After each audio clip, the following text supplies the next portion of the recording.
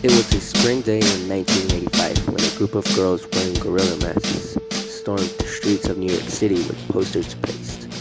These posters spanned from Manhattan, East Village to Soho.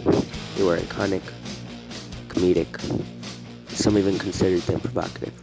These posters were rebellious in nature. Now, the question is, what did they rebel against? The answer: inequality in art.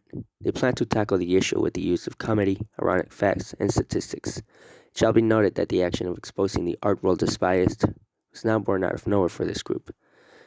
A year prior to the first iconic poster, New York's Museum of Modern Art, or the MoMA, had an exhibition of painting and sculpture in which, out of 169 works that were featured, only 13 were made by women, which is problematic if one considers that women made up more than 50% of the art community at this time.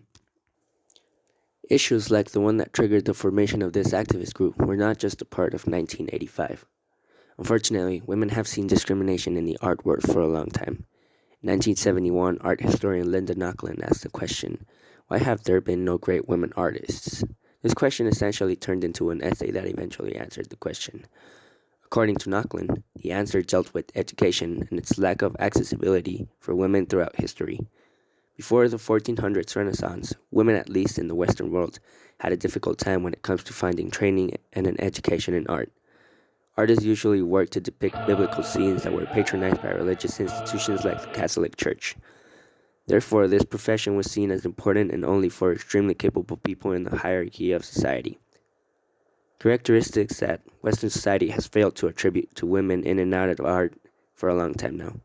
During the Renaissance, however, women started to get encouraged to paint as this was seen as a desirable skill. The limiting factor here is that women could not fully express themselves because society deemed it wrong for women to paint something that was not feminine or pretty. These limiting factors have decreased over time, and education in the arts has opened up to the point of seeing more women pursuing a career than men. The problem here is that the representation of women artists by institutions has remained relatively stagnant to this day. Museum of Women in the Arts, out of 10,000 artists that belong to permanent collections in 18 well-known museums, only 13% of those are women.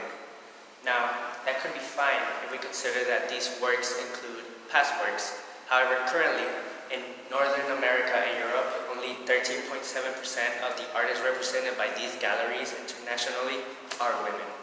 One of these women happens to be Yayoi Kusama, the only woman that has ever topped the list of the top 20 exhibits in history. Discrimination against women in arts, women tend to get 25% less than a male. That means for every dollar a male makes, a woman makes 75 cents. Now, if we look at a bigger picture, a woman tends to make nearly $20,000 less than a man per year studying or working across the profession of arts. You might question why this issue is important at all. The answer: art creates culture. Without the perspective of women being heard, the role of women in society might never change for the better. Therefore, it's up to us to support and listen to the ideas and perspectives that women in today's society want to convey. To take action, you can visit the National Museum of Women in the Arts website and remain informed and open to art made by women. Thank you.